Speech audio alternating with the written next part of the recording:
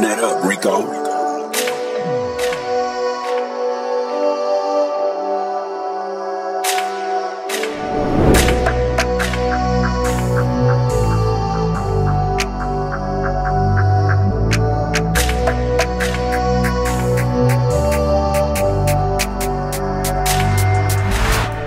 It's FYF Sports Menace Lamont. We back with another special edition podcast video, man. Today, we're going to be doing our first NBA mock draft.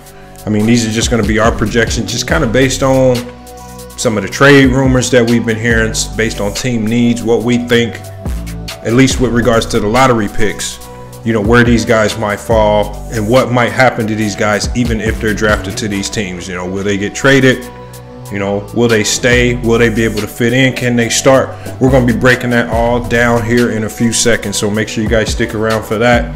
We got giveaway news and information towards the end of the video as well, so again, you want to make sure you stick around. But before we get started, make sure you guys like, comment, and subscribe. That's the most important thing, man. When we drop videos like this, the only way you can stay actively engaged, and you know when these types of videos or premieres or live streams drop, is you subscribe and you hit that notification bell. But we appreciate all of the support that we've been getting thus far. It's been absolutely amazing. The growth of this channel has been just kind, you know, just sky high, skyrocketing on a daily basis. We see more new subscribers every time we go into the live chat. We see more people commenting. So again, we appreciate all the engagement, not just here on YouTube, but even on social media. You know, we went live on Facebook the other day. That had a great turnout as well. I think it was about 500 or 600 of you guys in there as well. We're going to also go live on Instagram. So again, well, you know, we're going to try to give you guys some variety.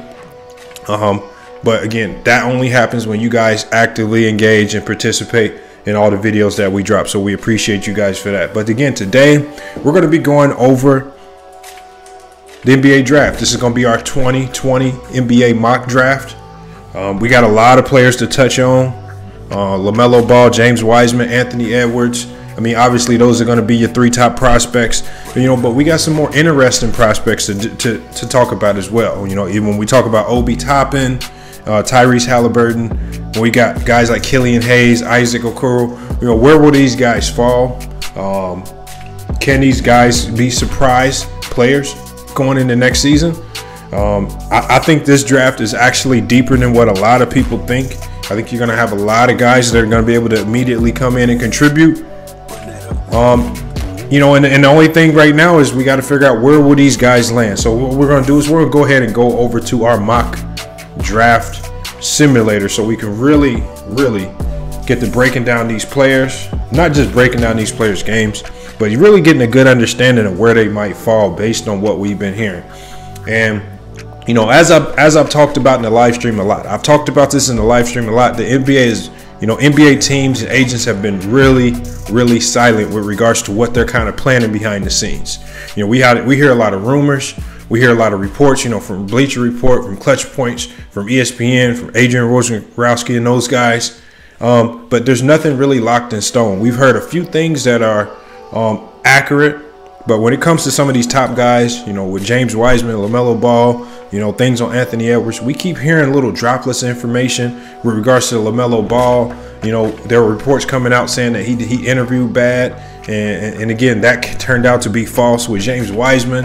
A lot of teams were kind of down on his character, so there were character issues. But again, we don't know how accurate that is. Was that leaked out by just agents trying to control the narrative?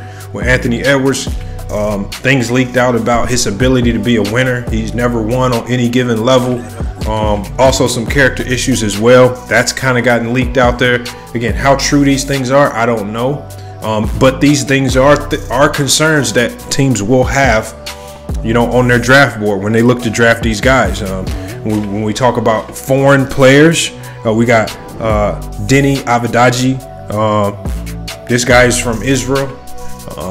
A lot of teams are talking about this guy really being a tough and top prospect in this draft. So, I mean, what we're going to do is we're going to go ahead and start our simulation. As you guys can see right now, we got the Minnesota Timberwolves on the clock. All right, the Minnesota Timberwolves are on the clock, and as you guys can see, what they really need on this roster is a solid power forward. Now, do they need to get a power forward in the draft?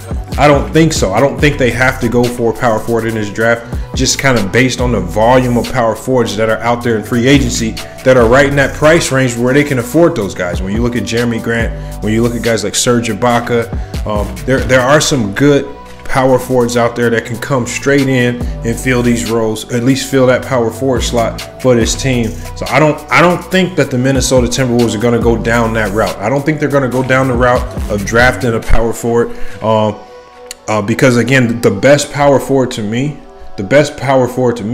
you know, if we scroll through the available players that we have, the best power forward to me is going to be Obi Toppin. Obi Toppin is going to be your best power forward. I don't see them taking this guy at #1 overall. Now, there have been talks about teams like Minnesota and Golden State trading down. All right, but at the end of the day, even if they trade down, they're probably going to be drafting either LaMelo Ball or James Wiseman or Anthony Edwards for somebody else. So they still have to draft that guy. So I do see a few power forwards that could come in. I just don't think that they're looking for another young player to come add to that roster. I think the power forward that they add is going to be a veteran guy, or a guy who's had at least some experience in this league. I think they're going to use the draft to potentially trade down and maybe sign some guys in free agency. When we look at this Minnesota Timberwolves roster, you know, right now they have a $12.9 million in cap space, so that's enough to play with. And when you're talking about, you know, when you look at the guys on their roster, you got Karl-Anthony Towns, D'Angelo Russell. Those are going to be the two guys you're looking to build around. Now, we know Evan Turner, his contract's coming off the books. He's a free agent. We got James Johnson on a 1 year left. That 1 year expiring deal at $15.8 million, that's going to be valuable. And when this team looks to trade down, I could see them being involved in a three-team trade using James Johnson's contract with that player option to maybe make the numbers work. So I think they have a flexibility there. They got Jarrett Culver. Man, this guy, shooting guard, he looked promising. He did look promising, but they still weak at shooting guard because they really don't have any other true shooting guards to come off the bench. This has kind of forced D'Angelo Russell to play the point. And to be honest, D'Angelo Russell's naturally a shooting guard. He's not really naturally a point guard. But they've kind of found a way to make it work. Juan Hernandez, solid power forward, but he hasn't panned out. He hasn't evolved the way they wanted him to. This is one of the reasons why they really need a veteran power forward in there. And then you got Malik Beasley. Now, even though Malik Beasley is going to be great, he's going to be great. Malik Beasley was great. The problem is that he just caught those criminal charges with the gun charges and the domestic violence allegations. So because of that, Malik Beasley, that he's kind of up in the air. Will he be back with Minnesota? I don't know. Will he get suspended by the league? I don't know. So as of right now, shooting guard has to be a spot that you prioritize. You have to prioritize that spot with a guy like Jake Layman. I mean, this guy, you know, he can play the 2, 3, or 4, but again, he still really hasn't panned out to be. Josh Okogie, this guy struggled to shoot the ball. He's great defensively, but offensively, he's not going to give you what this team actually needs. It's going to be a struggle to start him. They got Jacob Evans. He's shown some promise, but it looks like he's just going to be a perennial guy that comes off the bench in this league. And then just throughout the rest of this roster, you can see why this team struggles to win games. So I think they're looking to mix it up. I think they want to make their top 6 or 7 guys a little bit more stronger. So with them being on the clock right now, I would have to assume that these guys, you know, they're going to draft a player that they need. All right, because obviously we see that they need a shooting guard, small forward, and power forward. So I see the Minnesota Timberwolves. I got them drafting Anthony Edwards with the #1 pick in the draft. Anthony Edwards with the #1 pick in the draft goes to the Minnesota Timberwolves. All right. So now we on the clock, we got the Golden State Warriors. Now this team is going to be, this is an extremely unique team in a very unique scenario. All right, because again, I want to immediately go to their roster. And when we look at who they have on this team, man, when we look at this roster, I mean, you got Steph Curry, you got Klay Thompson, you got Andrew Wiggins, you got Draymond Green. You have a power four. I mean, there's a lot of people. There are going to be a lot of people who are down on this group right here. But this is a championship starting lineup. Now you're kind of weak at the center spot with Kevin Looney. You want to get better at the center spot. There are ways you can get better through free agency. So, although by the popular choice would say that the Warriors are going to be looking to get a guy like James Wiseman, I'm not so for sure about that. I'm not for sure that they're sold on James Wiseman being that instant impact big that's just going to come in and make these guys finals contenders. The unfortunate part about this draft for James Wiseman is that there are a lot of centers in free agency that the Warriors can look to sign, and with that $17 million trade exception that they just received, they'll be able to go out and get one of those guys. When you look at Tristan Thompson, Hassan Whiteside out there in the free agency market, you still got Serge Ibaka, you still got guys like Marc Gasol. All of these guys are free agents. And then when we know that teams like the Indiana Pacers, who are looking to trade up in the draft, they have Miles Turner on the trade block. I mean, there are a lot of centers out there that can either sign with the Warriors as free agents or are looking to get traded. Even if you look at a guy like Clint Capella with the Hawks, we know that he doesn't want to be there. I would love to see a guy like Clint Capella, if they can manage to make this trade happen by allowing the Warriors to trade down and do a pick swap with the Hawks. I would love to see them. Go get an established center, someone just a little bit better than Looney. Although Looney's been pretty solid. With his injury history, I don't know if you want to rely on this guy for the long term, but I think they have a solid core. And surprisingly for this Warrior team, a lot of people were very critical of their bench. But when we look at their bench, I think they have a lot of promise on their bench. I mean, you got a guy like Jordan Poole, who has now had a year of experience. We got Marquise Chris, who's getting better. These guys loved him. Going down the stretch of last season, Damian Lee just signed a new contract. This guy looked great coming off the bench.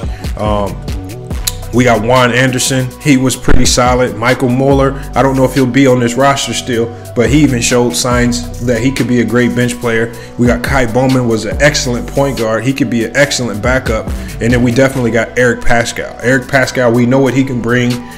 Similar to Draymond, he's slightly better shooter. So I think their bench is a little bit better than what they're getting credit for. But I know that the Warriors would love to bolster that bench up with some veteran players. Remember, we know that veteran players are going to get you through the playoffs. I don't think this bench is strong enough to get them through the playoffs. They'll definitely have to go out and sign some veterans, maybe sign a few more bigs to give them that size defensively. But I like the position that they're in. They still have a great starting lineup. And I honestly think that this team is going to be trading down. I really think that they're going to be trading down. We heard the rumors that they could be potentially doing a pick swap with the Chicago Bulls, maybe to bring in a Wendell Carter to fill that position spot. He's a little bit more athletic than Kevin Looney, could do a little bit more offensively. So I like something like that. So with regards to that, the one thing that I do know is that the Warriors, they're going to take the best available player. They're going to take the best available player because we know that they're trying to take this pick. The one thing we just don't know right now is who are they going to make that deal with. But there's an extremely high likelihood that they deal this pick. So I feel that they'll be drafting the best available player. We know that they need to have a severe need for power forwards. They have a severe need for centers, and they're going to fill that need by trades and by free agency. So I feel that the Golden State Warriors will be selecting LaMelo Ball with the number 2 pick in the NBA draft. So the Warriors are off the clock. We got LaMelo Ball going to the Golden State Warriors with the number 2 pick. All right, next up on the clock, we got a team that's we just got a team that's just, I think they're just kind of all over the place. It's just hard to say what they're going to do. It's hard to say what they're going to do or the route they're going to go. They have serious needs all over the place. And that's the problem with this roster. All right. They have a severe need for a true point guard. Because we obviously seen the struggles that Terry Rozier has had. He's not panned out. Malik Monk is probably not going to be with the team much longer. They have a severe need for a true power forward and center. The guys, let's just look at their roster first. Because again, I think this is, unlike the Warriors, they have so many holes. And they've been so bad in the draft. It's just hard to say what they can do to really improve their team. But we're just going to go down here. We're just going to look at this roster. Obviously, you got one of the worst contracts in the league. Nicholas Batum getting $27 million. It's just a lot of money, but it is a valuable contract because it's a $27 million expiring contract. Teams will want that. I can see them moving Nicholas Batum potentially to a contender on that 1-year deal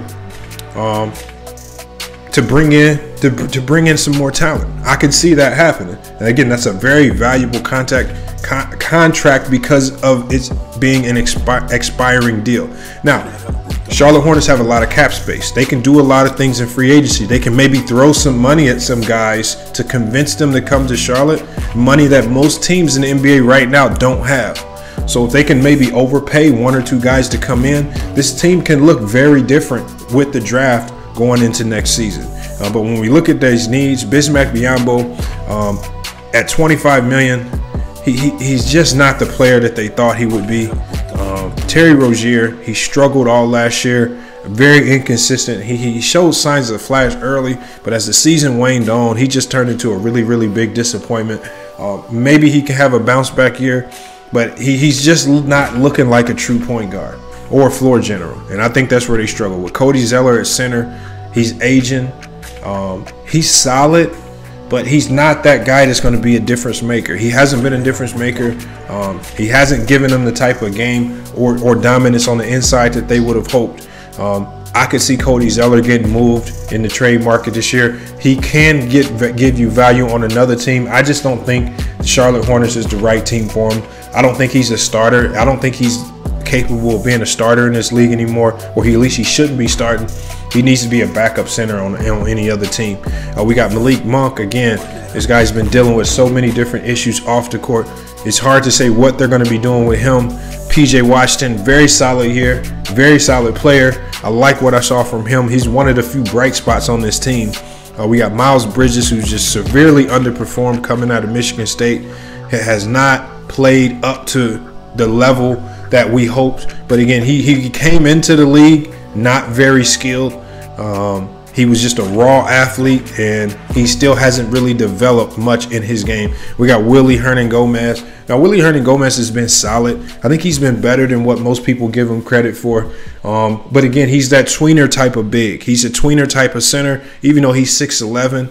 They've been using him out onto perimeter. They don't really use him on the low post. He's not really stout defensively, so he struggles to guard true bigs. We got Dwayne Bacon, another player who has the potential to be great. He has great flashes. There are games where he can jump out and give you 25, 30 points.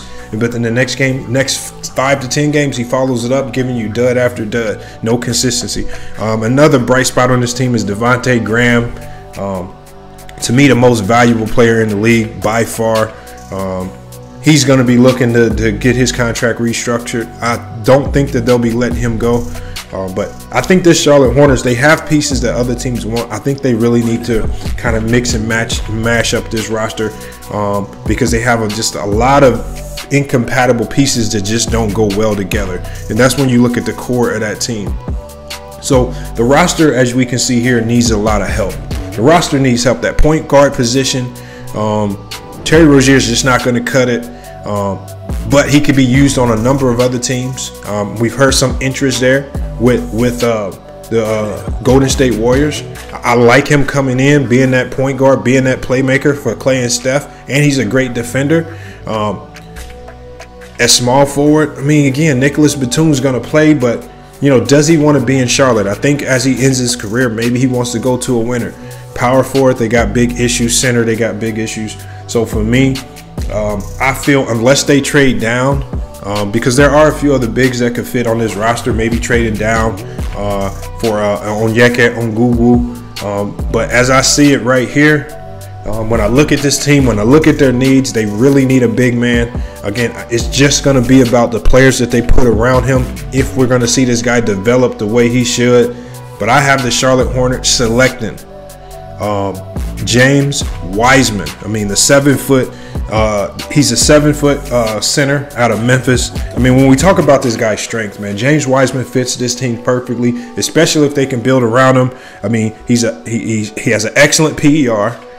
He has excellent at scoring the ball. I mean, we know he can shoot. We know he can score in the low post. He's an excellent rebounder. And his win shares everywhere he's been, whether it's high school and college, he has excellent win shares. His impact on winning has been extremely high. That means he gives it to you on both ends of the floor. He's a great offensive rebounder. I mean, I love that about his game. He has a great nose for the ball. Offensive box plus minus is very high. I mean, this guy, again, analytics say this guy is off the charts. Analytically, this guy is the prototypical big that you want for your team in this type of NBA. His offensive win shares is off the chain. I mean, he's able to defensive. He's probably the best rebounder in the draft. I like James Wiseman, but again, it's just going to be about, does he fit with this team, and do they trade down to maybe bring in more pieces? Again, I don't know. I think it all depends on if they can move Nicholas Batum's contract or not.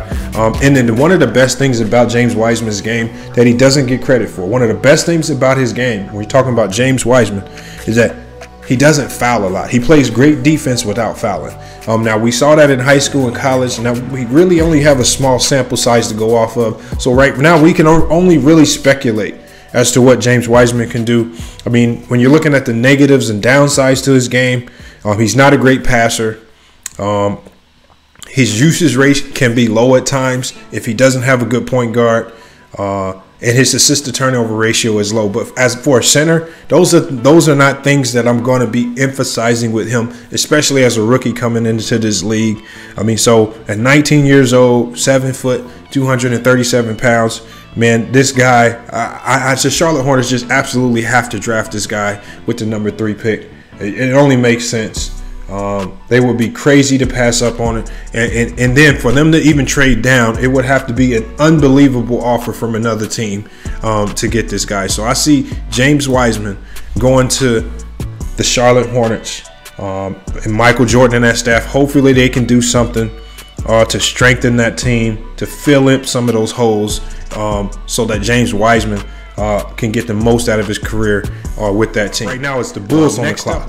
It's the Bulls on the clock. I do apologize for that. But again, they have the same problems as the Cleveland Cavs, and the Cleveland Cavs are going to be up next with the 5th pick. But it's the Bulls with the 4th pick, and I'm sorry about that. But they have a number of problems as well. The good thing is with the Bulls, they have cap space. They have a little cap space that they can play with. Otto Porter, I think Otto Porter is that player that they're just going to be trying to move.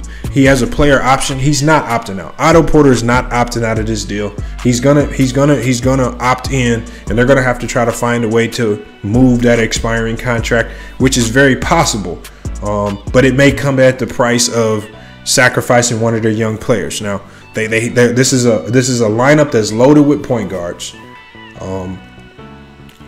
I don't know who the point guard of the future is on this team. The Bulls organization came out over the summer and clearly stated, they clearly stated that they think Kobe White is a shooting guard, which again is mind-boggling because Kobe White's always been a point guard everywhere he's played. I mean, the bright spots on this team, I think your bright spots are going to just be Zach LaVine, Lauri Markkanen. When he's used right, he had a great rookie year. His second year was just kind of underwhelming. Kobe White is definitely a bright spot. Denzel Valentine's taken a sharp downturn ever since his injury. He's never been the same. I think he's actually been released by the team, so I don't think he's still there. Ryan Arcidiacono, I mean, he's a great role player. He's a great guy coming off the bench. But we got Chandler Hutchison. Chandler Hutchison, again, this guy right here is he's surprisingly talented. And I think going into next season, we're going to hear this guy's name more and more. He's going to get more runs. So Chandler Hutchison, length, can defend, can score the ball. I like what he can do. I like what he brings with that team. Luke Cornett, a great shooter at the center position, just a bad defender. Shaquille Harrison, another guard, another point guard, shooting guard type. But Shaquille Harrison actually came in and gave this team some really, really good minutes. I like what he can do. Daniel Gafford's not bad. He's just not the center. He's just not the center that you want to go to. So when we look at this Bulls roster, I mean, it's just a mix of very odd talent. Chris Dunn there. I think Chris Dunn's days are numbered with the Bulls. I think they're probably looking to move him. I mean, at 16 million a year, I don't see him sticking around. So if they can move Chris Dunn and Otto Porter, but let's look at the needs here. I mean, as bad as with as many point guards as this team has, they still have a severe need for a true point guard. They don't have a true point guard. Kobe White is great, but he's not that game-changing player. With regards to a center position, Wendell Carter is great. I just don't think Wendell Carter is just a great fit for this team, and they've already ruined Lauri Markkanen by changing his role, 3, 4, 5 times. With when coaches change, from the first to second year, they changed philosophy and playing styles. Nothing's been consistent. So bringing in a new coach with Billy Donovan, hopefully that can bring some consistency and some type of culture with this team. And just kind of based on my assessment of their needs, based on my assessment of what this team, is going to be looking for in the draft. I mean, really the only player that they could pick at this spot that makes sense with that roster, that can kind of come in and give them that instant defense that they need, is going to be Onyeka Onwuchekwu. He's got to be the center out of USC. When we talk about this guy's game, this guy grew up. He went to Chino Hills. He's very close to the Ball family.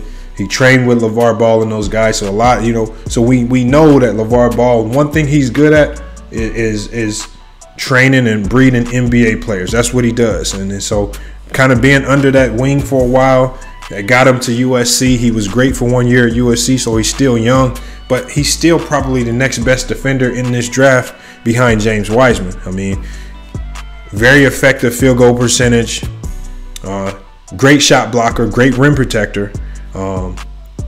He has a great PER. At least in college, he had a great PER, one of the best in the NCAA. Off ball, he's great off ball for a big. That's surprising. So to get a lot of steals off ball. Again, his weaknesses, as we can see them right now, as a big for the position that he play, is just going to be a pass and his assist to turnover ratio. But again, going into any team, I don't think those things are really going to be of a major concern for the Bulls, they have enough point guards on the roster to hopefully figure it out. So I feel that the Chicago Bulls will be drafting Onyeka Onwuchekwu out of USC. The 6'9", center with the 7'1" wingspan, probably one of the most elite defenders in this draft. I think that's who they'll go with right there, and we're going to go ahead and send him to the Chicago Bulls. All right, now next up, now we got to the Cleveland Cavs. So I apologize for that mix-up again. Now we got to the Cleveland Cavs. Again, a very strange and odd roster. This is a very strange roster. When we got Kevin Love, for one, you got Kevin Love. We know he doesn't want to be there. He's stated a number of times he wants out. He stated publicly that he wants to go to Portland. Can Portland put together a trade package to bring him over there? I don't know. I think this is one of the reasons why Portland's hesitant to sign Carmelo Anthony. I think they're trying to find a way to get Kevin Love over there. I mean, with them having one of the highest payrolls in basketball, they should have enough guys that are overpaid, along with a combination of draft picks to bring them in. But until that happens, we don't know. They got Andre Drummond, again, another player who just doesn't fit in with this roster. Andre Drummond is one of the best rebounders in the game. Actually, a surprisingly good low post scorer when he can get the ball on the block. Other than that, he struggles from the free throw line. Tristan Thompson, he's now a free agent. Matthew Dellavedova, he's now a free agent. I don't see those two guys re-signing with this roster. We got Larry Nance Jr. Larry Nance Jr., he's came out and said he wants to stay in Cleveland. He wants to be there, but they've announced that he's on the trade block. Dante Exum, I think this may be his last year to prove anything in the NBA. We got Cedi Osman, who signed a new contract. He's there for 4 years. Again, he could be up for a trade as well. I could see him getting packaged in a trade. Darius Garland and Colin Sexton, I think those are going to be the two guards that you need to build around. Hopefully, and especially if Colin Sexton can figure it out. He struggled to understand some of these offensive concepts in the NBA. He struggled to remember plays. Hopefully they can bring some vets in that can help him with that. Probably the brightest spot on this roster is going to be Kevin Porter Jr., the small forward out of USC that they drafted last year. He looks like he can be an all-star in this league when given the opportunity. He's a bit undisciplined, but he's still a raw talent. I like what he can bring. So again, with this team right here, they give you this team, by looking at the roster, it gives you the perception that they need bigs really bad. That's what it is. But they're actually the truest need that they have is at point guard. Colin Sexton, for as good as a point guard as he is, he's a detriment to this team defensively, and then even worse is offensively. He's hurt this team on the offensive side of the ball because as a point guard, he has not been able to do the job of playmaking and running the offense for his team. And this is something that some of his former teammates have said. This is something that Kevin Love has expressed. They really need a point guard. They also have a need for a shooting guard. Although Darius Garland has been great and he's a great shooter, they have no depth at the shooting guard position, none at all. And then they also have a severe need for a point guard or a power forward. I'm sorry. So, with that being said, with all of the needs that they have, well, the one thing that we do know is they could be in play to maybe make some moves in this draft, to maybe trade down. But as it stands right now, I would say that this team is going to have to draft. They're going to have to draft Obi Toppin. They have to draft Obi Toppin, the power forward out of Dayton. He was a sophomore, played 2 years at Dayton. He helped Dayton become a top 10 team in the NCAA. So one thing he's going to do is he's going to come in and give you an instant impact as far as win shares go. And that's what you want to hope out of a guy like this. Statistically, he has a lot of strengths. Statistically, his assist to turnover ratio is great. His defensive rating is great. His assist usage is great. His three-point shot is great. Out of all of the bigs in this lottery, he's probably the best shooting big that we have. That's going to be big. We know that the Cavs are probably going to move Kevin Love and Andre Drummond if they can find a way to make those trades happen. And I think they can with the amount of teams looking to make a move for those two guys. I think they can find a way to make that trade happen. So with what Obi Toppin can give you, I wouldn't want to bring him into a team where I know he's going to be sitting on the bench behind these guys. All right, so I think the Cavs are going to be moving on from those two guys, Kevin Love and Andre Drummond. So when they bring in a guy like Obi Toppin, he can have that starting role. He can learn through the fire along with Darius Garland, Colin Sexton, and those young players, even Kevin Porter. They can learn together because I think that's a solid core. I think that core of young players is more solid than you think, and you probably want to build around that. Now, he does have some weaknesses. Offensive rebounding has been the biggest problem for him. We saw that big time his freshman and sophomore year at Dayton. Rebounding in general has been one of his weaknesses, not just offensive rebounding. Doesn't have a great nose for the ball. I would love to see him be more aggressive on that end, but when you're a power forward and you kind of play the stretch power forward role, sometimes those rebounds are not going to be as accessible to you as it might be for the more traditional big. So hopefully they can find a great role for him on this team. But I definitely do not feel that this is a guy that they can pass up on. So what we have here is we got Obi Toppin. Obi Toppin going to the Cleveland Cavaliers. Obi Toppin is the power forward out of Dayton. All right, next up on the clock, we got the Atlanta Hawks. And the one thing that I like about the Atlanta Hawks is they've came out and made it clear. Look, we're going to try to make a playoff push. I love GMs that say, you know what, we're actually going to go out in this offseason. We're going to take some chances. We're going to try to find guys that are winners that want to be here. We're going to try to surround our best players with veterans and talent so we can make that playoff push, because we saw what the Miami Heat just did. We saw the Miami Heat just got into the playoffs, and just by getting into the playoffs, it gave them the opportunity to knock off some of the heavyweights, like the Celtics and like the Bucks. Because anything can happen once you get there. So I think they're really going to be making a strong push to strengthen this roster to the point where they can get to the playoffs. The question is how? How do you do it? How do you do it when your best player is extremely ball dominant? Which there's nothing wrong with that. Your best player is going to be Trae Young. Average 30 points a game this year in a lot of losing efforts. You're talking about a guy along with John Collins. Now John Collins was suspended for 25 games this year for claimed steroid use. Again, we have to, the one thing these two people, when your two best players, Trae Young and Cam Reddish, they struggle defensively. That's a problem. But you have your two best players you have to have on your court. So if I'm this team, I have to look to find a ways, how can I get better defensively? All right, because we're going to be, if you look at this roster, they're losing some things here. We have Jeff Teague.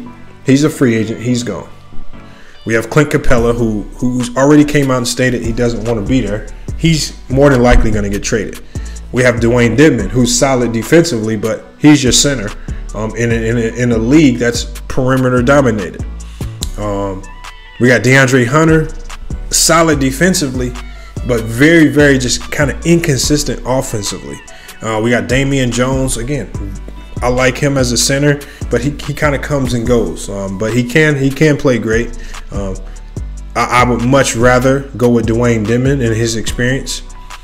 We got Cam Reddish and Trae Young. Obviously, Cam Reddish had his struggles last year. Struggled to find his shot at times. Struggled to deal with the physicality of the league. We saw that sometimes when he drove to the basket, getting bumped off his spot, falling to the ground. He's just not as tough as what I think the Atlanta Hawks organization thought he would be. So I think Kevin Huerter is just one of the bright spots on this team. This man's came in and played great.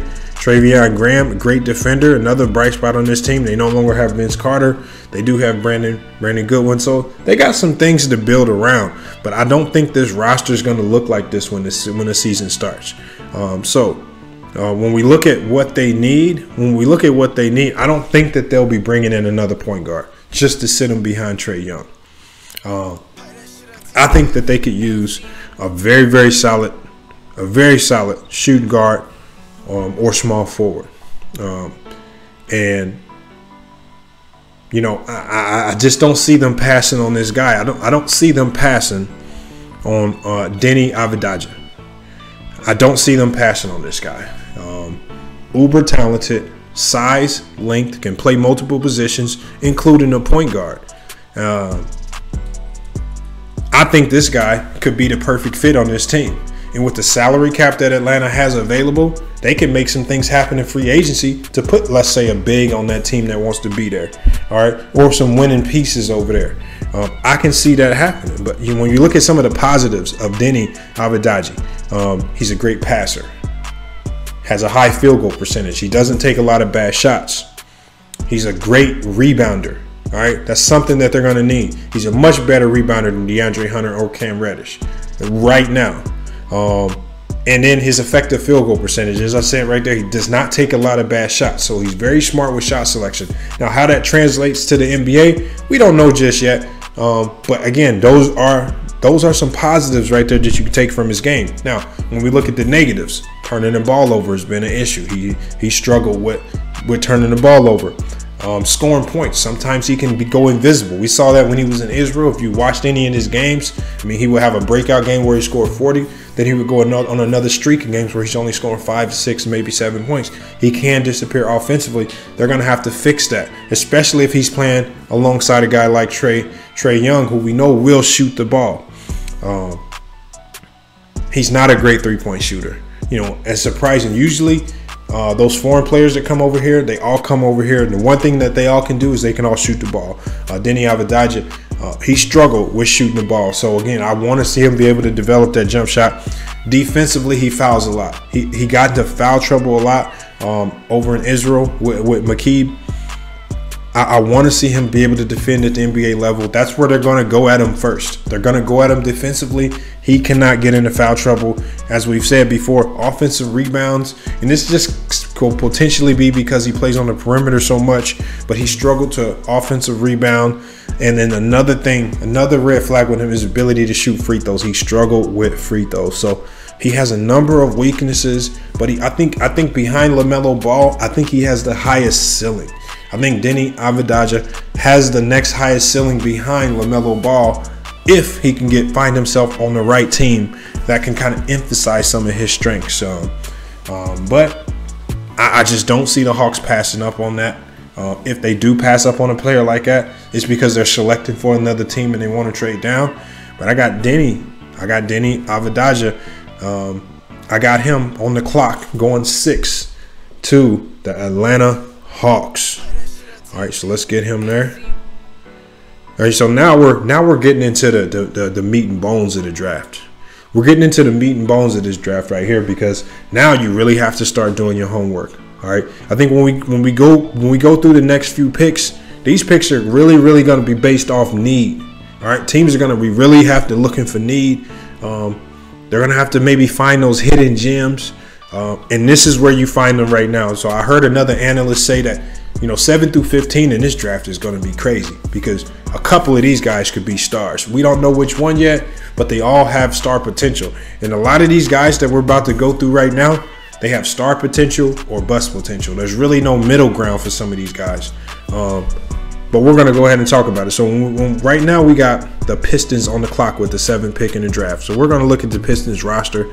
Obviously, we know that they severely need a point guard. They let go of Reggie Jackson. They severely need a center. With Christian Woods being a free agent, with Andre Drummond's being gone, they definitely need to fill either one of those spots right there. So when we look at, what they have, we got Blake Griffin, often injured Blake Griffin. Is he healthy? Hopefully so. He's had more time off than normal. Hopefully he can get back to normal. We got Brandon Knight, who's a free agent. He's no longer going to be there. We got John Henson, who's also a free agent, who I see him going to a contender. Don't see him sticking around with the Pistons. Tony Snell's in the last year of his deal with a player option. I don't see him opting out. He's going to opt in, but that's a valuable 1-year expiring contract. I can see him getting moved with that being the case. Langston Galloway was now a free agent. He's probably not going to be re-signing with the Pistons. Then we got Thon Maker, Derrick Rose. Derrick Rose is probably going to be on the move as well. But at the end of the day, he's still not a true point guard. Luke Kennard, great year last year with the Pistons, but he's still not a true point. We got Justin Patton, Jordan McRae, Christian Wood. And again, we see Christian Wood right here. They need to desperately try to do what they can to re-sign this guy. But if they can't, I would definitely say try to make a sign and trade happen so you don't lose him for nothing. We got a number of guys. I like Bruce Brown's game. I like a lot of these guys in this roster, but they still have some glaring weaknesses that just definitely need to be addressed. And we're going to figure out what they can do. Now, it's been widely reported that they're going to be trading up. All right. So if they're going to be trading up, one thing we have to consider is who would they be able to select? More than likely, if this team trades up, if the Pistons trade up, they're going to be trading up to that 1 or 2 position. They're going to be trading up to that 1 or 2 position. We've been hearing a lot about them filling that point guard need, about bringing LaMelo Ball in, because you got to understand at this point in the draft, I don't think a lot of teams are 100% sold on James Wiseman, although he has the most intangibles, but LaMelo has the star power, all right, and he has the highest ceiling in the draft. I see them potentially trading up to get to the 1 or 2 pick to bring someone in. So when we're looking at who could get drafted, if they're forced to draft, just kind of based off their need and looking at the availability of what we have right now, we know that they got to go with a point guard. We know that they have to go with a point guard. And so, again, the best most underrated point guard here on the list is going to be Tyrese Halliburton out of Iowa State. I honestly think that he can be an all-star in this league, all right, because he does not have a lot of flaws in his game. Now, he's a sophomore. He had 2 great years at Iowa State. Doesn't foul a lot. Very solid defender. For a guard, he's surprisingly a great shot blocker. That's rare for a guard, especially going into the draft, coming into the NBA. I like that. He's a great rebounding guard as well. Both offensive rebounds and defensive rebounds. I like his three-point shot. For being able to come straight into the NBA and have a solid three-point shot, especially when we know teams are spamming pick and rolls, and if you can't shoot, they're just going to go under every time. His ability to shoot the three is going to make him an even tougher guard. So I like Tyrese Halliburton with this team, especially if they can't get their hands on LaMelo Ball. I don't think they can go wrong with this pick. This is a great pick for the Pistons, right? It fills a major need, and with their salary cap space, they can then look to resolve their center problems, because there are guys out there, you know, as we just saw, there are guys out there that they can sign to fill the center position. The Marc Gasols, the Serge Ibaka's, Hassan Whiteside, Tristan Thompson. There are plenty of centers out there on the market that they could throw money at. We see they have $38 million in cap space, so they got a lot of money to play with. They can overpay to fill a need, and Tyrese Halliburton to come in and be your point guard, I think that's a great pick if you cannot get your hands on LaMelo Ball. All right, so I mean, again, the Pistons really aren't in a bad situation. If they can keep Blake Griffin healthy, if they can find a way to fill out that roster, keep Luke Kennard in the starting lineup, allow him to continue to develop his game, they actually have a brighter future than what most people think. Again, they just have to draft off need, and we're going to see that a lot here towards the middle part of this lottery. But we're going to go ahead and send them there. We got Tyrese Halliburton going to the Detroit Pistons.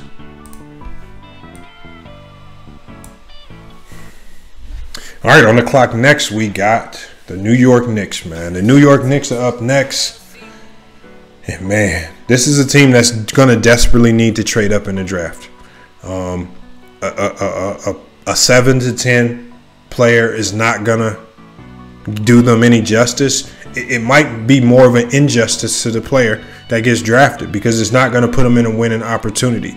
They need a guy that's going to come in and be instant, high impact, that can kind of change the culture, bring a bigger impact off the court. If anybody has to trade up to get LaMelo Ball or James Wiseman, it has to be the Knicks. And I think they need to desperately seek a way to get LaMelo Ball. But if they can't, they're going to have to settle for one of these guys here in the lower portion of the lottery. When we look at this roster, we see their needs right here. Look at these needs right here. They need a point guard. Frank Ntilikina just hasn't cutting it. Dennis Smith Jr. has just kind of disappeared, been a shell of himself. Mitchell Robinson comes and goes, is always in foul trouble. They don't really have a true shooting guard. They've tried a number of guys and it just hasn't worked out. They do have Julius Randle. I like the power force that they have on this roster. But everywhere else, there's a major need. And their most 2 pressing needs are going to be at point guard and center. So let's go down here and we're going to scroll down, and we just got to look at their roster really quick to see what are they working with. Now, obviously Julius Randle's their best player. Bobby Portis is on a team option. I only think that they opt in for Bobby Portis's contract if they're looking to do some type of trade and they need to make the numbers work. That's the only way they take on Bobby Portis's $15 million. Taj Gibson, I think he's on the move too. I think they're going to try to get younger. Keeping Taj Gibson there is not really going to be much of a benefit for this team. RJ Barrett, I think he had a kind of a down freshman year. I know he can be better, but the left-handed shooting guard, he has promise. He's one of the more bright spots on this league. Elfrid Payton, again, as good as Elfrid Payton was last year, he's just not the point guard of the future. Nor is he going to be that point guard that's going to get you out this slump that they've been in. Same with Wayne Ellington. Wayne Ellington is probably on his way out the league soon. Frank Ntilikina, great defensively. He's still struggling to figure out offensively. So, I just don't know what the Knicks are going to be doing with this roster. But, when we scroll down and just kind of look at some of these other guys like Dennis Smith Jr. and Kevin Knox, we know Kevin Knox was rated by the NBA as the worst player in the league. He's just been an absolute bust and disappointment. Dennis Smith Jr. just mental issues, off the court issues have stifled his game. He's not the same player that he was in Dallas. We got Reggie Bullock. He needs to be on a contender. He doesn't belong on this Knicks team. Damian Dotson and Theo Pinson, these two guys, I don't expect them to be on the roster next year. We got Ivan Rabb. Now Ivan Rabb is a solid pickup. He's a solid player. Now he didn't pan out. He didn't work the way that Memphis thought he would be. Ivan Rabb had a lot of promise coming out of college, just hasn't panned out to it. And then we got Jared Harper, the 5'11" guard from the Phoenix Suns. Those two players, maybe they resign those guys, maybe they keep them. I don't know, but they have a number of holes to fill. When we go over here to our draft board, we just have to see who fits the best. Based on what they need. All right, so we got, we got Isaac Okoro at small forward. Not a pressing need, but they can throw him in there and make it work. You got Patrick Williams, you got Killian Hayes, and you got Devin Vassell. I really wouldn't veer too far from those four guys. But my thing is that this team desperately needs a real point guard. Frank Ntilikina, this is what makes your team go. This is one of the reasons why Mitchell Robinson hasn't been as great as he possibly could be, because he's been limited by bad guard play. So at this stage right here, I think they have to go with the international player out of France. I think they have to go with Killian Hayes to make this work. And when we talk about Killian Hayes' game, when we talk about his game, and I'm going to pull it up here.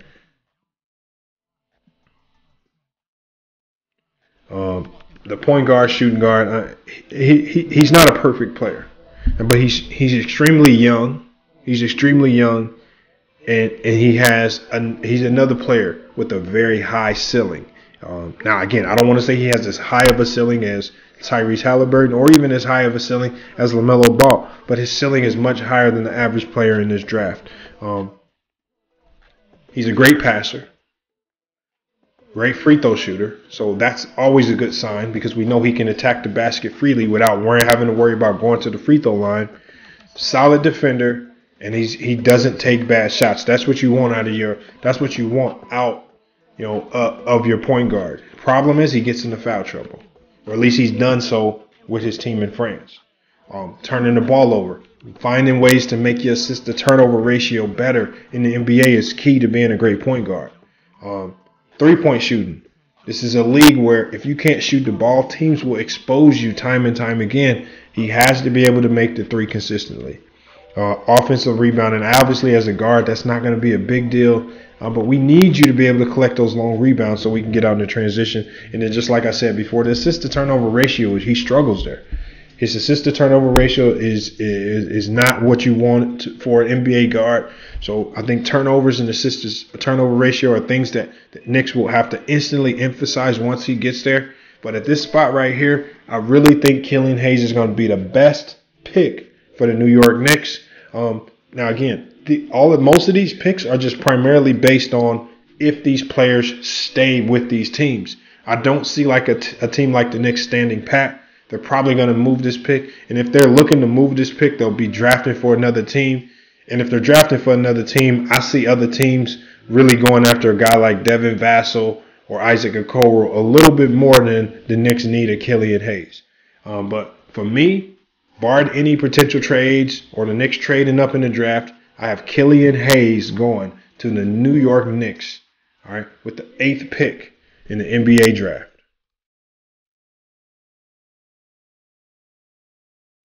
All right, we got our 9th pick coming up. 9th pick coming up, Washington Wizards on the clock. It's just another, this is just another tough team. It's hard to look at this roster. It's hard to look at this roster with any seriousness at all. I mean, your best player on the team is coming off an ACL and Achilles tear. He hasn't played NBA basketball in over 2 years. That's a red flag to me. Or in just about 2 years. That's a red flag. All right?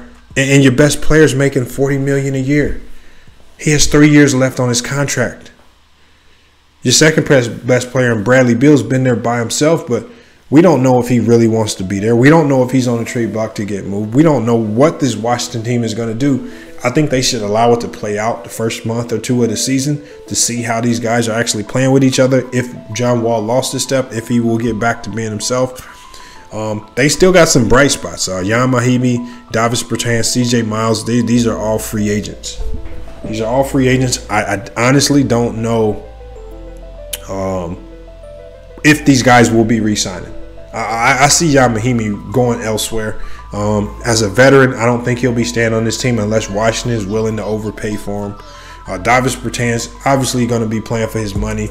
He didn't even come to the NBA bubble because of that, so we know he has money on his mind. He's looking to strike gold with what he did last year.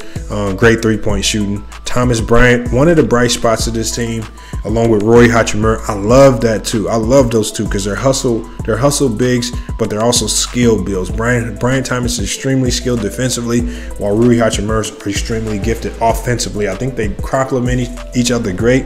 I just think with injuries and all of the issues that affected this team, that's why they struggled.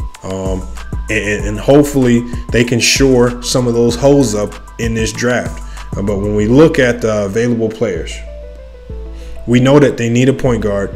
They need a center badly. All right.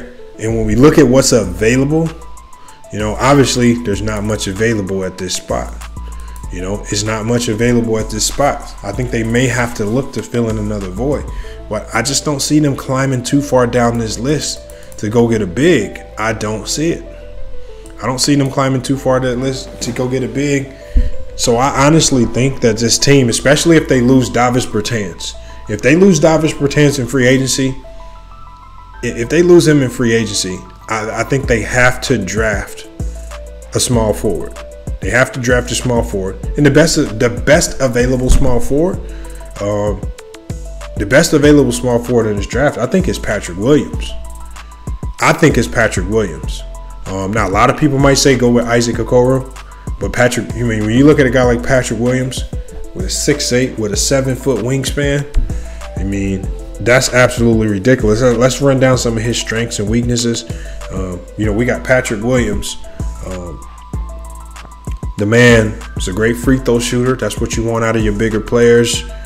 Great defender, great shooter, doesn't foul a lot. Now, on the flip side of that, he struggles rebounding the ball. All right. Going to the basket, he actually struggles finishing. Offensive win shares and box plus minus for his teams in college was really low. Turning the ball over is something that he's going to have to work on. All right, but Patrick Williams is a raw talent, and you don't just see that type of size and length every single day. So for me, I honestly feel that the Washington Wizards will be selecting Patrick Williams with the 9th pick in the NBA draft. All right, so next up we got another team. We got another team on the clock with the number 10 pick. And I think this team has a lot of, they have a lot of options. They have a lot of flexibility. And I think they can really make some things happen. I think they may, they can move up in the draft. They can move down in the draft. There are a number of things that they can do with the number of free agents out there. With the salary cap space that they have a wide range of options because there are players towards the bottom of this draft that can really help them. There are players here at this position that can help them. They could trade up and go get an impact player that could help them. And so we're going to, first thing we're going to look at, obviously needs. They definitely need a point guard. I don't think Ricky Rubio's the point guard of the future for this team. He's not the point guard of the future in my estimation. You have to look for the future. I wouldn't give up Rubio just yet. I don't think trading Rubio is a great idea. But we have to look to the future, and we need a backup point guard. You know, Rubio went down last year, and one of the worst things that the Phoenix Suns weren't prepared for was if Rubio goes down, who's the backup point guard? And this is where the Phoenix Suns really struggle. So getting a true backup point guard in there, especially with all of the injuries that they've had at the point guard position in the past, is going to be key. It would be nice. They're losing Aaron Baines. You might want to try to fill that hole in soon too. But like I've said before, there are a lot of bigs in free agency that they can sign. So I don't think Aaron Baines that loss is immediate, especially with free agency. But power forward, small forward, and the point guard position are going to be key spots for this team to fill. So let's look at the roster real quick. Quick roster breakdown. Obviously, we got Devin Booker, Ricky Rubio, Kelly Oubre. That's the guy you really want to focus on right there, Kelly Oubre. I truly believe that this man is going to be traded before the season starts. It's unfortunate because I would have loved to see that work out, but I just don't think he's going to be with that team. Dario Saric, just kind of unhappy with his role in Phoenix. I don't see him coming back. Aaron Baines, a free agent. He's probably going to weigh all of his options. So it's going to be hard to say that he comes back. But we know what we have. We have DeAndre Ayton and Frank Kaminsky. Frank Kaminsky's on a team option. I think what the deciding factor on Frank Kaminsky is going to be based on what they do in the draft. Do they trade down? Do they trade up? Does his contract go to make the money work? We don't know. But they got Mikal Bridges and Cam Johnson, two promising players. All right, there. You cannot go wrong with those two guys. They're going to be here in Phoenix for a while. We got Ty Jerome. Ty Jerome didn't get to play last year. He didn't get to play, but he's a lot better than what people think. He played for Virginia, was a great guard out there, great shooter. I think he has a lot to give to the team. We got Cameron Payton. I think Cameron Payton's probably going to find himself waived. Javon Carter, great player. He's going to be here for a while, especially if they can re-sign him, but he is a free agent. Really everybody else is just kind of up in the air. I don't know if they're bringing all of those guys back. But for the most part, that's the core of this team. And as we've seen right here, they need a point guard, center. They could definitely use a small forward and a power forward. And when we look at what we have available here, and again, we know that Phoenix are one of those teams that could trade up or trade down. But when we're looking at need based on what we see right here, when we're looking at need, I just see them going for a wing player, somebody who can fill an immediate hole, and I just don't think that they can pass up on Isaac Okoro at the small forward position. Even though you have Mikal Bridges and guys like that, Mikal Bridges' flexibility, it allows him to kind of move around to that power forward position and small forward position. Isaac Okoro can go 2 or 3. But let's kind of break down his game just so we can get a better understanding of what he can bring coming out of Auburn. Isaac Okoro, he only played 1 year college basketball. And in a shortened season, what we saw was limited. There are some positives to his game. Effective field goal percentage, his draft age, free throw shooting, ability to get to the free throw line a lot. That's a trait that not a lot of young players have. But he has a number of weaknesses that were very glaring in college basketball last year with regards to rebounding, being able to shoot the NBA three-point shot, win shares. He fouls a lot. Fouling a lot is going to be common for a lot of these guys. But the analytics kind of scare me with his box plus minus not being very great, win shares not very great. His points per game just wasn't what I thought it would be over at Auburn. So, but you never know. But putting a player like this in the right situation, allowing him to develop, if he can develop behind a Ricky Rubio, I think that would be the perfect spot for a guard like this, while also being able to go into some games and give some type of impact. So, I just don't see the Phoenix Suns passing up on this guy if he's still on the board. I'm going with Isaac Okoro going to the Phoenix. All right, next up, we got a team that's not used to being in the lottery. We got the San Antonio Spurs. San Antonio Spurs, you know, the last time they were in the lottery, I think they might have got Tim Duncan. So, you know, they got some issues. Because DeMar DeRozan has given people the indication that he doesn't want to be there. He may opt out. He has a player option on the $27 million left on his contract. He may opt out. So, you know, if he opts out, they're going to have some big holes to fill on that roster. And with Popovich not looking like he's going to coach another couple years, we don't know what's the direction of this team. But as it stands now, they need point guards, they need centers, and they need small forwards. And again, that need for a small forward can open up and increase if a guy like DeRozan opts out and leaves the team. So we're just going to run down this roster real quick. See what we got. So we got DeMar DeRozan and LaMarcus Aldridge. Those are two players that are rumored to have wanted out of San Antonio. We got DeJounte Murray coming off injury. We got Rudy Gay, who's kind of been a shell of himself since he tore his Achilles. I mean, Jakob Poeltl, you know, he's an okay big, but I just think he's a perennial, you know, bench player. He comes off the bench and gives you your starting big minutes. Marco Bellinelli, free agent, he's off the books. We got Trey Lyles. He still hasn't broken out that shell and shown us anything to fill in that small forward position. Brian Forms and Derek White both been solid. Lonnie Walker's had an up and down relationship with Popovich. So we see a lot of youthful promise, but nothing that's really exploded onto the scene. So based on what I see here, I honestly think that this Spur team, they can take some risks, but I think they're going to go with character first. And I would have to say that they go with a guy like R.J. Hampton.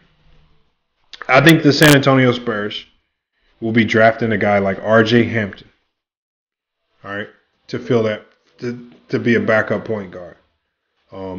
I honestly don't think Derek White is going to be with the team much longer. And, you know, R.J. Hampton is just that type of guard that just kind of feels like a Greg Popovich player. He's quiet, he listens, he learns. He had a great high school career. He went international last year, played in the same league as LaMelo Ball. You know, he's a great passer, has a great draft age, solid defender. You know, assist to turnover ratio is perfect. We know Popovich really loves guards with that high assist to turnover ratio. There's just so many unknowns when it comes to R.J. Hampton because we saw so little of him in Australia. But from what we know about high school, he didn't have a lot of range on his three-point shot. Although that kind of works with Popovich's systems because he never really wanted point guards chucking up deep threes like that. Field goal percentage, he kind of struggled there. That may be a product of the environment based on where he was playing with pros. Three-point field goal percentage was kind of low. He can be prone to turning the ball over. Those are some of the issues, but he has the issues that most young players have. I don't think it's a complete detriment, and I don't take it away from his ceiling. Although R.J. Hampton has a very low floor, I think if he hits his floor, he could be out of the league. But I think if he hits his ceiling, he could be an all-star caliber player, and he could be that point guard that will entice free agents to come sign with you if everything pans out. So what we're going to do is we're going to go with R.J. Hampton going to the San Antonio Spurs. Oh, man. And I know you guys are probably, flipping, going crazy off that pick right there.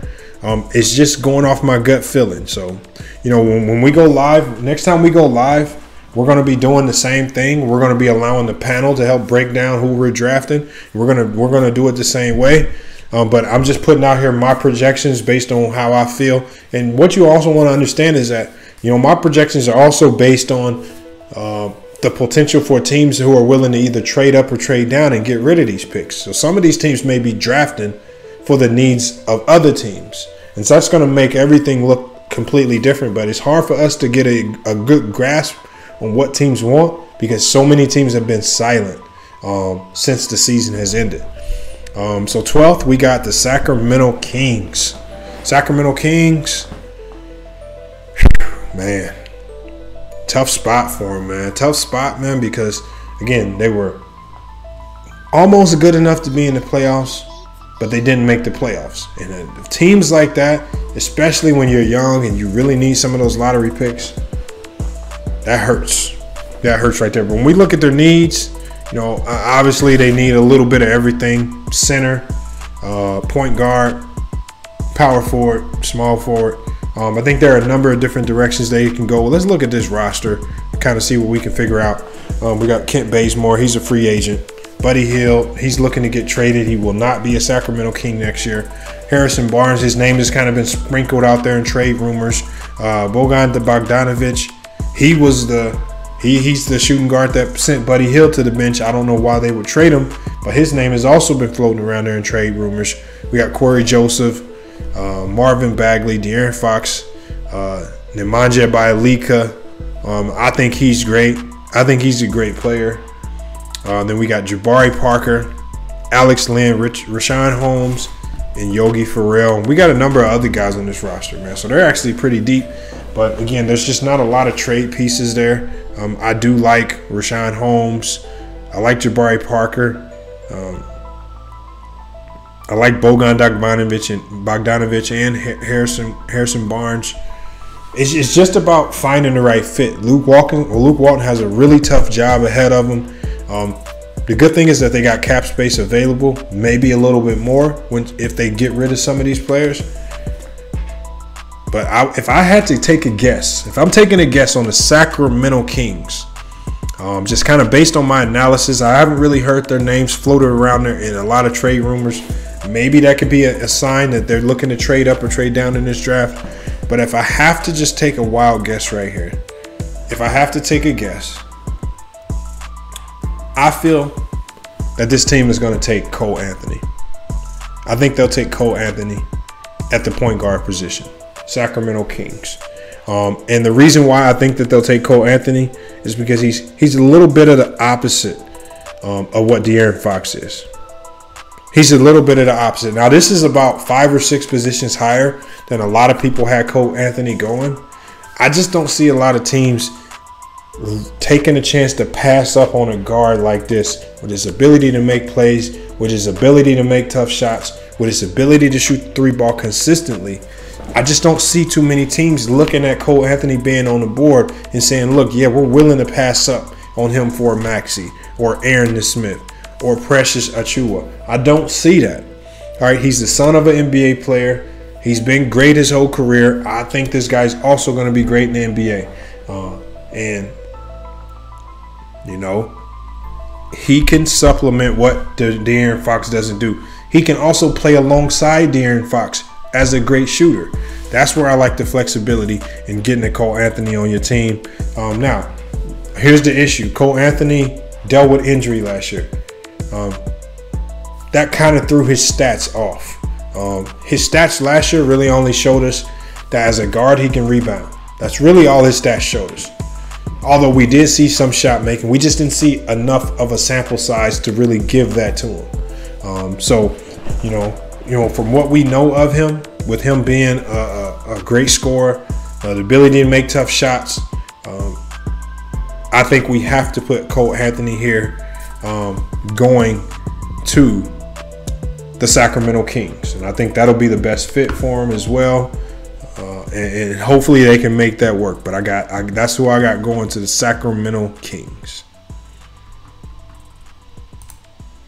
All right, so next up on the clock, we got the New Orleans Pelicans. New Orleans Pelicans right here, y'all. Very, very, very intriguing. Intriguing pick.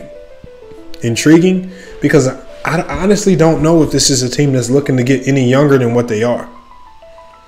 That's what makes it just so strange for them. They do have some glaring issues. The biggest issues they have are going to be at power forward and center. Those are going to be their biggest issues. They need to draft. They need to draft at this position, and they also need to sign free agents at this position. That's exactly what they need. Let's kind of look at their roster situation. We got Derek Favors. He's a free agent. Don't think he's coming back. We got JJ Redick on 1 more year of his deal. We got Drew Holiday, whose name's just getting thrown around there in trade rumors. Hard to say if he's still going to be on that team. E'Twaun Moore, again, free agent now. Don't know if he's going to resign. I don't expect him to resign. I expect him to be on a team like the Warriors or the Lakers as a free agent signing. We got Lonzo Ball, promising rookie at UCLA. That's just kind of let everybody down. He's poised to have a breakout year, according to him. We got to wait on it and see. Zion Williamson and Brandon Ingram, we know what both of those guys can do. Those are both superstar caliber players if they can evolve and grow together the right way. So, you know, this team doesn't look as bad as what some may assume. But they do have issues that need to get addressed. And the only way they can address those issues is with the draft as it stands right now, and not free agency. So as it stands right now, we know that they need a power forward center. I think that they'll have to grab the best that's on the board. And so I just don't see this team passing up on Precious Achiuwa. The guy, you know, this is a power forward out of Memphis. Very, very solid game. We'll break that down for you here momentarily if you guys did not see him play before. But I think he's one of the more undervalued players in this particular draft. Great defensively. We know that's what New Orleans needs. They need a player that can help shore up the back line on defense. He has the highest defensive win shares in this draft, higher than even Wiseman. Defensive rebounding, just rebounding in general, he's very astute. And again, with shot blocking, rim protecting, stealing the ball, playing off ball, he's elite. So again, they don't need another guy. This team does not need another guy that can come in and just score. They need somebody who's not going to care about scoring and who's going to defend. You have Zion, you have Brandon, you have Lonzo, you have JJ. All right, you have scores already. They need somebody that's going to come in and give that instant impact defensively.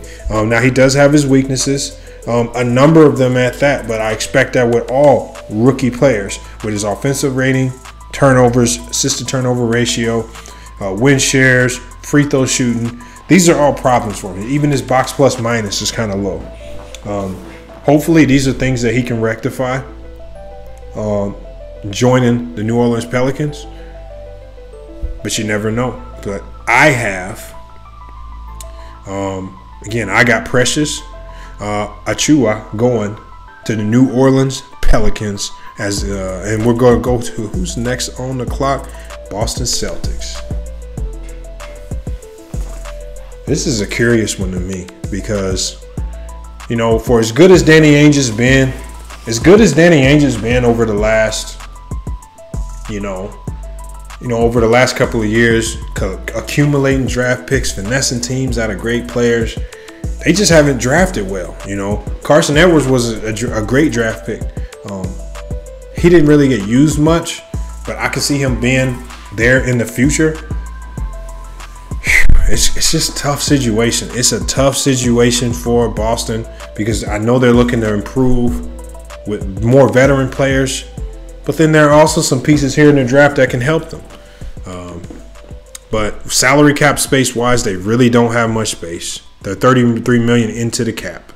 I mean, they've come close to meeting the luxury tax threshold. So it's going to be hard for them to finesse a number of things. But when we look at their roster, it's not necessarily a bad roster. We got Kemba and Gordon Hayward as their two highest paid players. We know that Gordon Hayward was looking to opt out of that last year. That could open up some salary cap, but that would barely put them under the salary cap threshold. Jaylen Brown, Marcus Smart, Jason Tatum. Very solid core right there. You have a player option for Enes Kanter. Don't know if he gives up that player option. But it's pretty crazy. You got Daniel Tice, Romeo Langford. Man, I just wish Romeo Langford would have had an opportunity. Vince Poirier, Grant Williams. Grant Williams was great defensively. Robert Williams, Samai Ojale, Tremont Waters. I mean, they got a lot of talent. It's just young talent.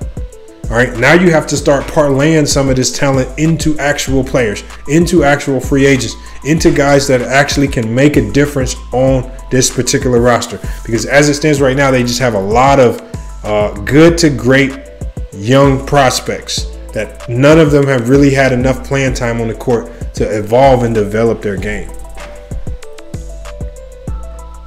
You know, so just kind of looking at this roster, just looking at the needs. I mean, again, if we look at the needs up here, severely need a power forward, severely need a center. I just say they have to go with, you know, this was one of the trickier picks. It was one of the trickier picks because, again, you find yourself drafting off need. Again, the only way that I see the Celtics drafting a Devin Vassell, Tyrese Maxey, you know, or Aaron Nesmith. The only way I see them drafting at that spot is if they're looking to move their pick. All right, that's the only way I can see them drafting at that spot because they're so guard loaded. Their best players are loaded in at those positions. So I definitely see them. I definitely see them taking a guy like Sadiq Bay out of Villanova, who is almost like your prototypical Butler University player. He played great. He has length. He has a great wingspan, so he has those kind of unwritten intangibles that you want to see in your bigs. One of the main reasons why I think he fits in with this team is his ability to shoot the three consistently. Great ability to shoot the three consistently. He already has NBA three-point range.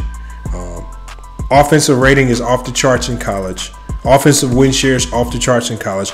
Offensive box plus minus off the charts in college. So offensively, we know what this guy is going to bring you.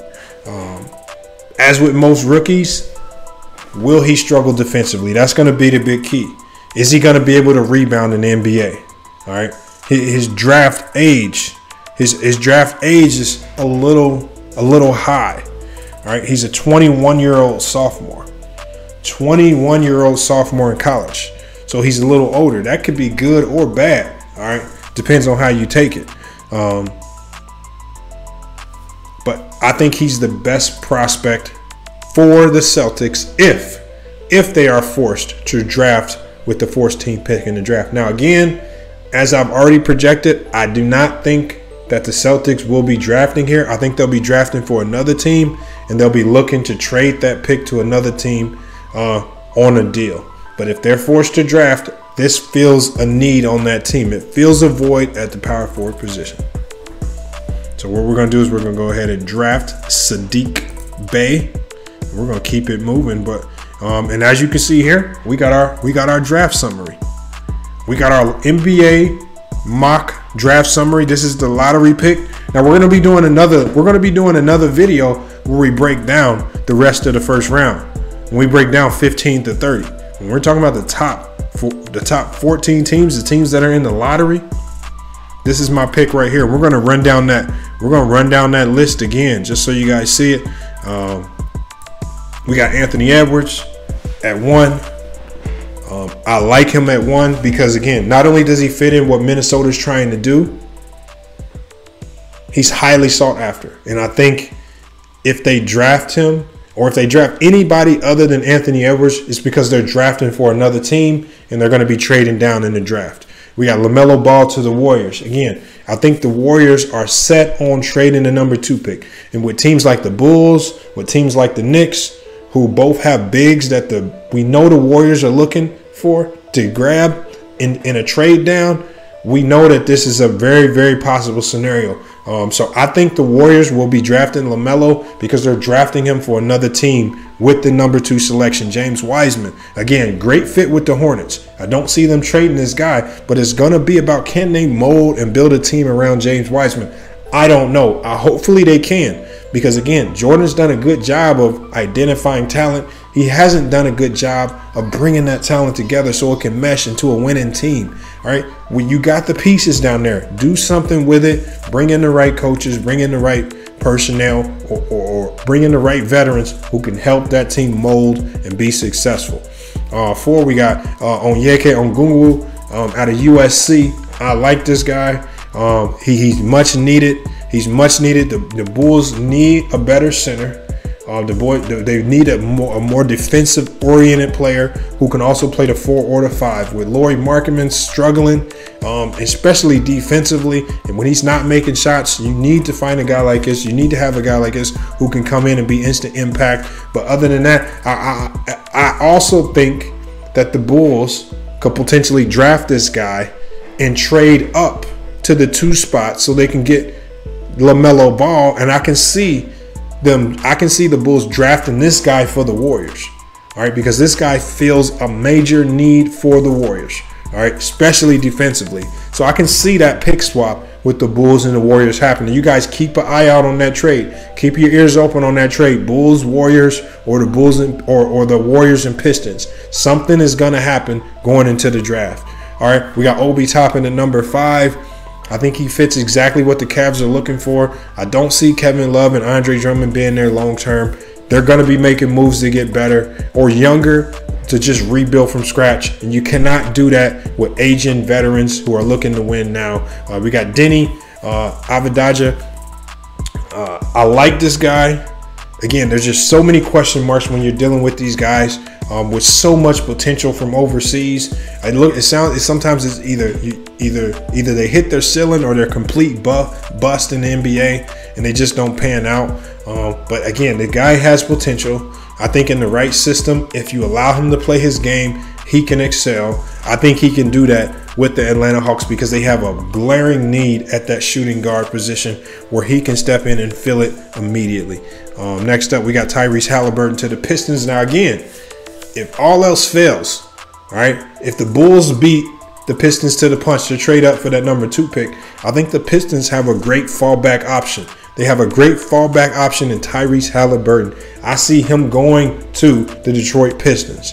All right, so be on the lookout for, again, trade scenarios with the Hawks, potential trade scenarios with the Pistons or the Bulls.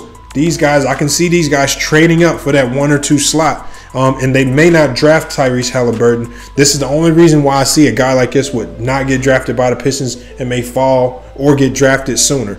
It's because these teams will be drafting for other teams and they're doing a pick swap, allowing these teams to move up and get the player that they want. Killian Hayes, obviously the raw talent out of France. I mean, all the potential in the world. Hopefully this foreigner at point guard is going to be a little bit better than Frank Ntilikina. I really hope so. Patrick Williams, his length out of Florida State. I mean, the guy really reminds me of Jonathan Isaac so much, especially the way he plays defense. I think he has a more polished three-point shot. But Patrick Williams going to the Washington Wizards at that small forward position would be perfect, especially if they lose Davis Bertans. Isaac Okoro to the Phoenix Suns definitely will fill a void. I mean, if you're looking to move on from Kelly Oubre, that creates a void right there in the roster.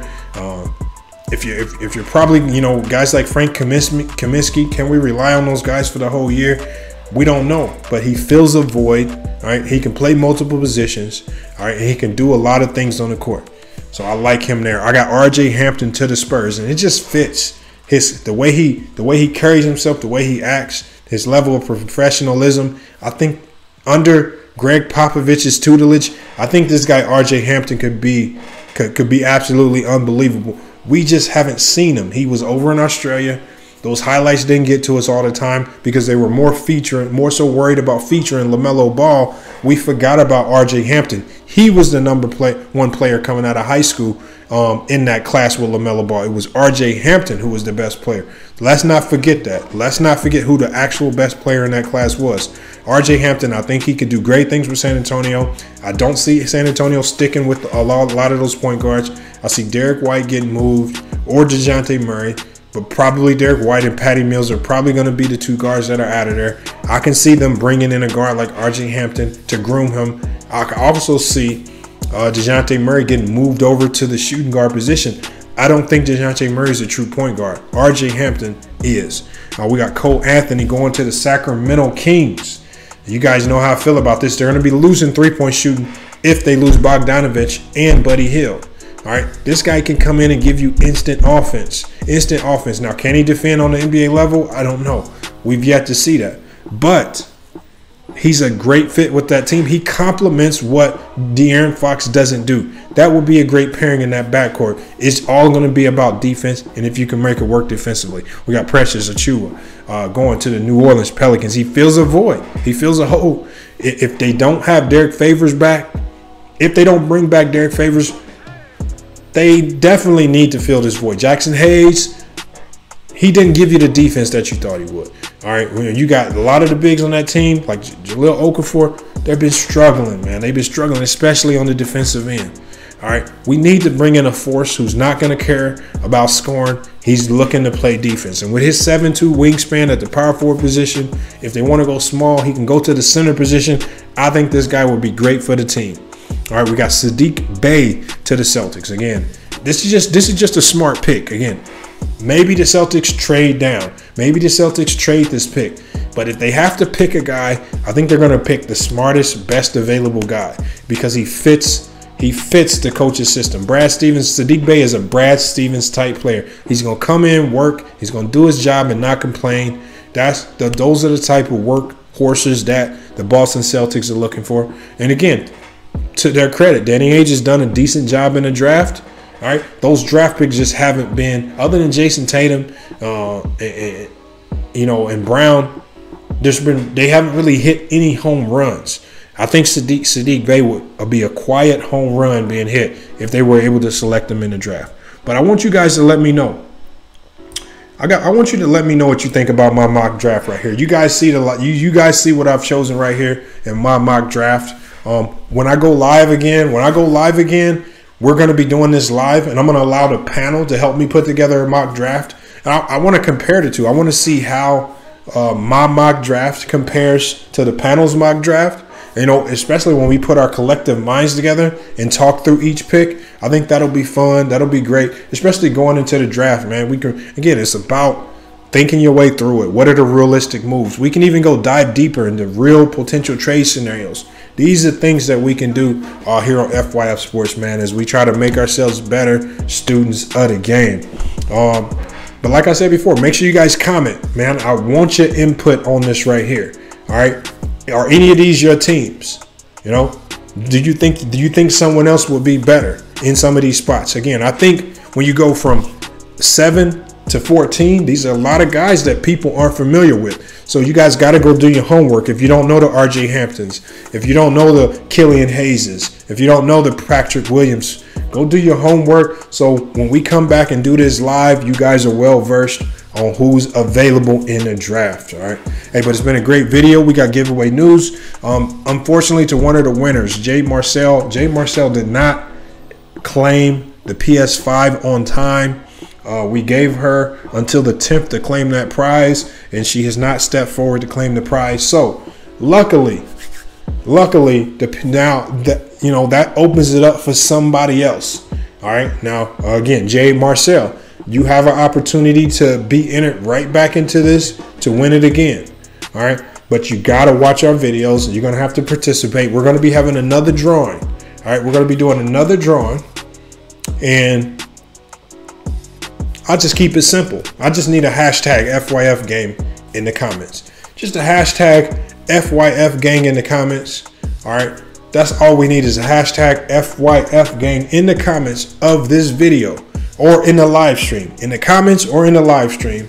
All right, that's going to get you your entry into the drawing. The day that this video drops is the same day that we're going to be doing a drawing for the PS5 that Jay Marcel didn't claim. So unfortunately, she couldn't win that, but luckily we'll be able to give it to somebody else. And as these things are about to drop, you don't want to miss your opportunity to get your hands on one. I've seen the prices for some of these pre-orders being resold are completely through the roof.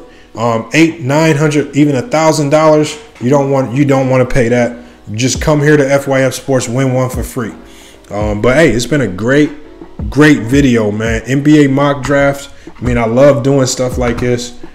This is the first ever mock draft on FYF Sports, man. Cannot wait to do more of these. I'm going to be doing a trade simulator. I want to come up with some trade ideas because as we spoke about in this video right here, there are going to be a lot of teams. They're going to be drafting for other teams. All right, so what you saw in my mock draft is probably going to be completely different from what actually happens after trades are made, after free agents are signed. So again, it's just fun to kind of put together some of these scenarios.